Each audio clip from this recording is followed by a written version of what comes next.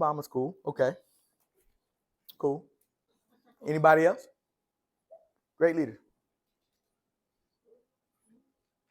And when I mean great leader, I mean like good great leader, not like great leader and then you have Idi Amin, you know what I mean, who was a dictator, genocide. So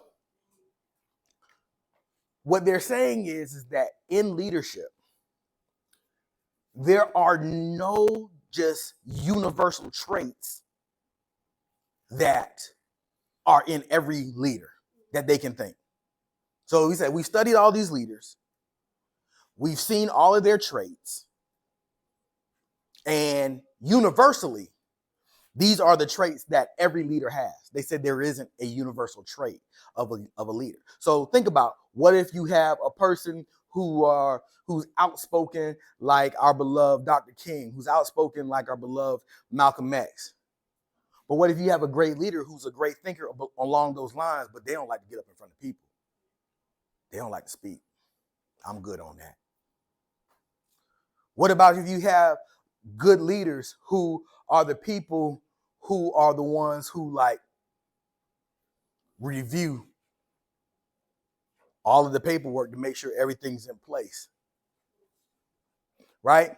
A lot of times we think of our great leaders as people who are going to stand in front of people and shout from the rooftops. We don't think about the people who are the ones that make sure that everything is in order before things go out. They're just as much as leaders as those who are in the forefront, right? Let me ask you the question. Who's the leader, the director or the actor?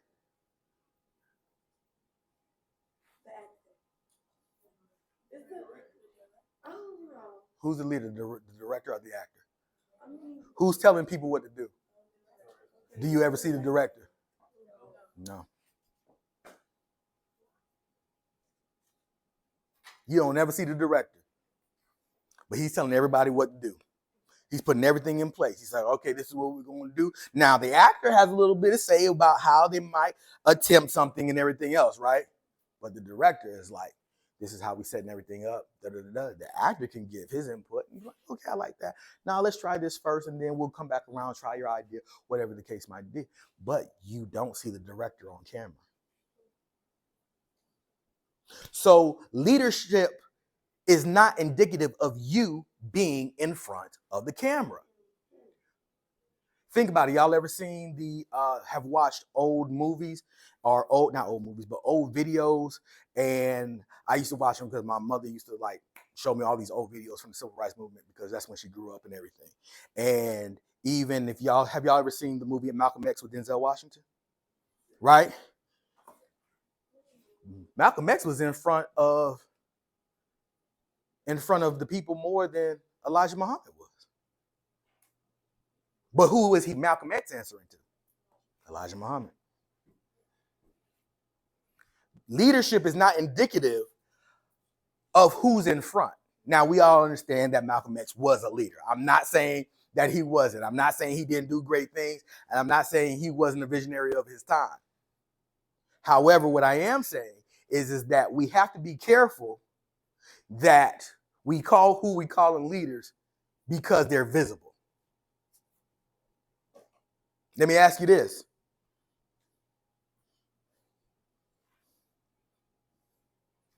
Some of y'all favorite entertainers, some of y'all favorite artists, are they leaders? The label. There's a whole label that's telling them what to do. And if that label say, don't do that, it will affect your check. Guess what? They ain't going to do it. They ain't going to do it. Whatchamacallit said it. What's his face? Meek Mill said it. He was like, yeah, you get paid more for saying more ignorant stuff. So I try to come up in these places and, talk about things that are more for the community. Even Meek just said underneath, I don't want to mess up my check. Because he could clearly say, no, I'm good. I'll take less pay for better, more substantial and influential music. But what he said was, yeah, I get paid more to rap more. So since I do that, I'm going to do this to try to offset it. Meek just basically told you, I'm still going to rap about the foolishness because I don't want to mess up my check. I'm just trying to, like, you know, atone for my sins by coming here in front of y'all. Because why? Meek ain't running it. He's not. So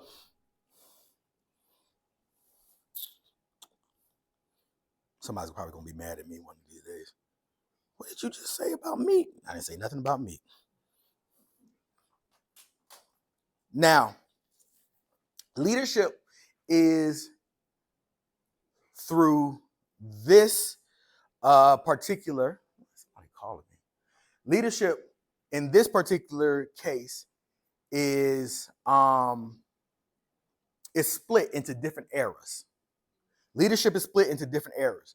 You have the tribal era, pre-classical era, the classical era, the progressive era, and the post-progressive era.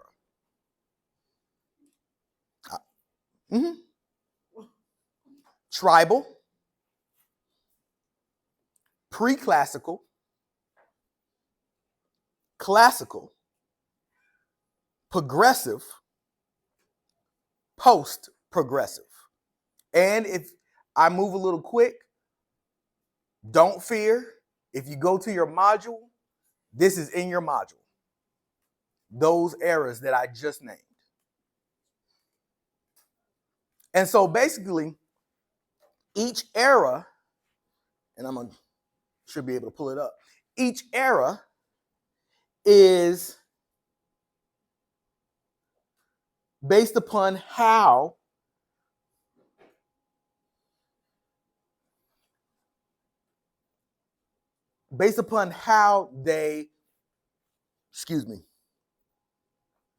how certain things were done, right? So if you look at tribal, it says the tribal era takes place roughly at the creation of man through the Old Testament times. In this era, leaders were thought of as being skilled experts in some facet. Usually those who were the strongest and most skilled at survival were considered to be fit for the role of leadership. Now, it's funny that they use that kind of terminology. Speaking of like dawn of man, creation of man through the Old Testament. And I'm kind of like, did y'all read the Old Testament? Have y'all read the Old Testament? Because it's a little bit more base, it's a little bit more depth than that. But I see what they're saying. So typically people were skilled, right? Hunter-gatherer, a person who was strong, a person who could protect, provide for their family, could go out, get food, right? Bring it back for it to be cleaned, eaten, for those skins, because nothing was wasted, to be turned into some type of clothing. So you had that leadership. I don't want to call it a hierarchy, but you can say it's a patriarchy because led by men. Okay? And so in that case, then that's absolutely correct. However, it may not always have been who's the strongest and even the most skilled. I'll let y'all read the New Testament to figure that out, the Old Testament to figure that out. Because this is leadership class, it's not Bible class, but I can go into that, and I'm trying to. Oh, I can teach that too now. It is. It is? Yeah. So, well, understanding faith, but there's also, you have Bible here. Mm-hmm. You can take it as a major.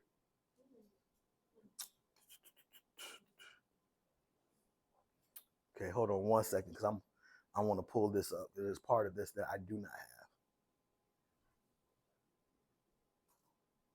Now, you have pre-classical. And it says, this began during biblical times. They were very vague about this in the reading. So I just said New Testament, because if one said Old Testament, I'm guessing biblical would be New Testament. So that's me. That's me. That's not them. I'm just trying to add context, okay?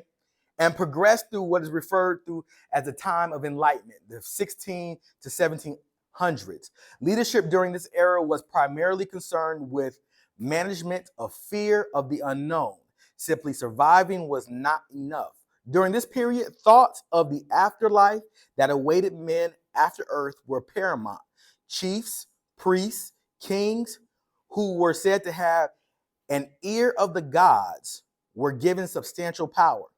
This idea was known as divine right, was a major factor in the pre-classical era of leadership. Now, there's a shift that's happening, right? Because they're absolutely right. There's a shift that's happening that is happening in going from 1 AD all the way up to 1600, this 16 to 1700 year period. Because what happens is this, and I'm about to step into it so you can see a full.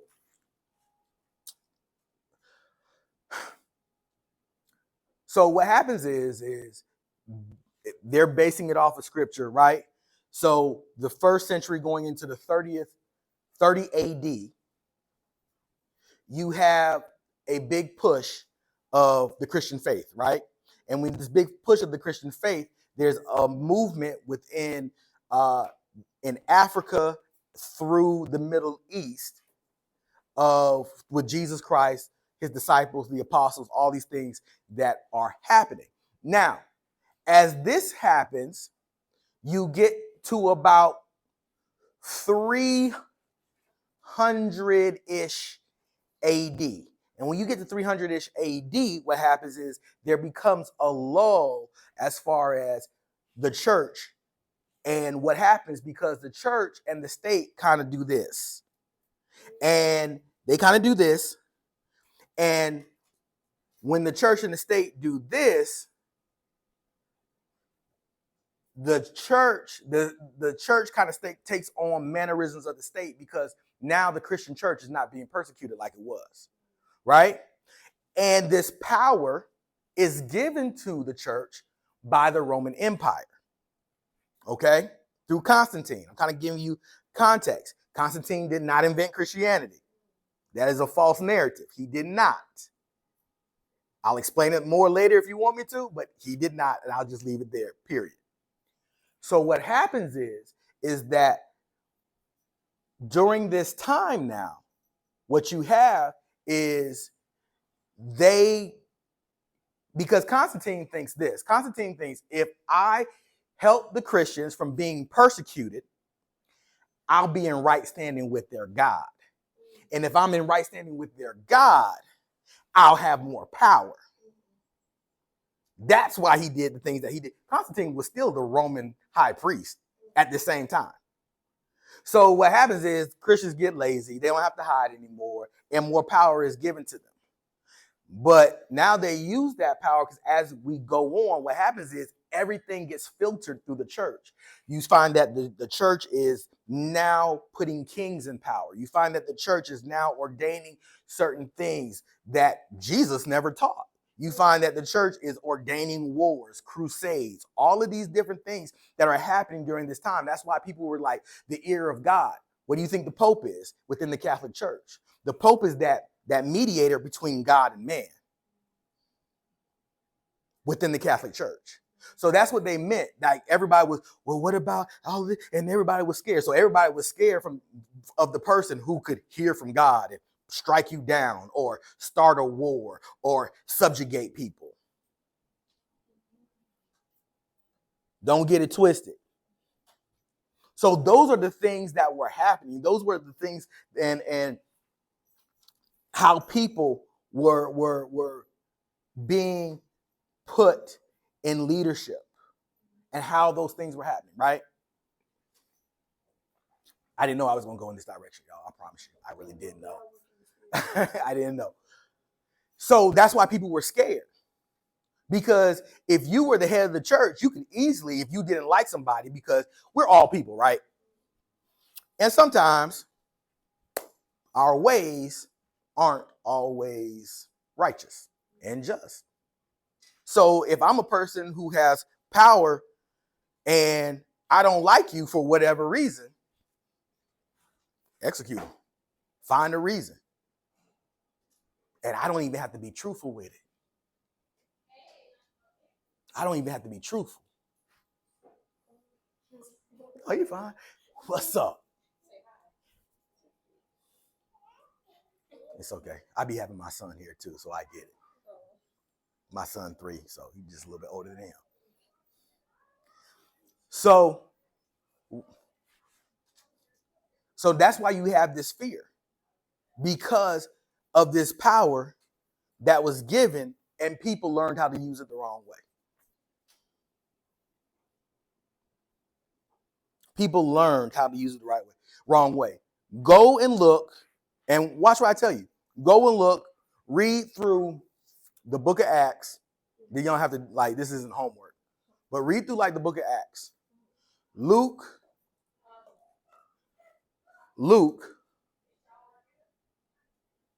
and then Acts, because Acts is the extension of Luke. So after the crucifixion, resurrection of Jesus, Luke wrote Acts. So if you want to get a full picture about what was happening and how things were operating as far as the church was concerned, you'll see things were communal, right? They would be voted on and discussed by church fathers, right? People who were not Jews wanted to come into the Christian faith. So those people who were in the Christian faith, they discussed, how do we let Gentiles into the Christian faith? So they would come together and then like, okay, so this is what y'all have to do. Y'all don't have to do the same thing as Jews do, but here's what you need to understand about what you need to do, right? And everything. And it's not to say that certain things didn't go wrong, right? Because Paul called Peter two-faced. They were church fathers and they butted heads. That's in Galatians, right? But they came to an understanding, and that was just a natural thing. But what it did not stop with the progression, because they still both had hearts to see the work of God done. See, even when you're doing certain things with other leaders, that doesn't mean that you won't butt heads with other people. Right? So regardless if you do post-classical, classical, all these other different things, you're still going to run into the same problem. I don't agree with how you see things, like Malcolm X and Martin Luther King. Martin did not agree with how Malcolm was doing it. Malcolm did not agree with how Martin was doing it. Malcolm's thing was what? By any means necessary. Martin's thing was what? Nonviolence.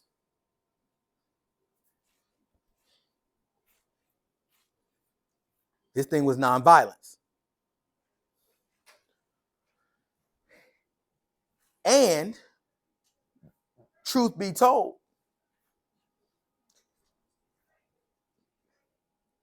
even though, because this is the thing, they actually had the perfect, now watch this. Sometimes even when you're on two different, like, you want the same results, right?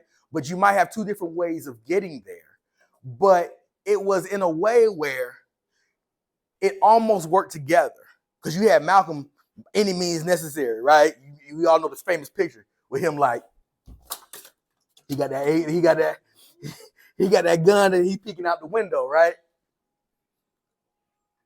Well, tell me, are you going to want to deal with the by any means necessary guy? Or you want to deal with the guy who actually sit down and talk to you and had just as many words to say? Because go back and listen to some of the things Dr. King talked about. You might be surprised about some of the stuff he talked about. Pause.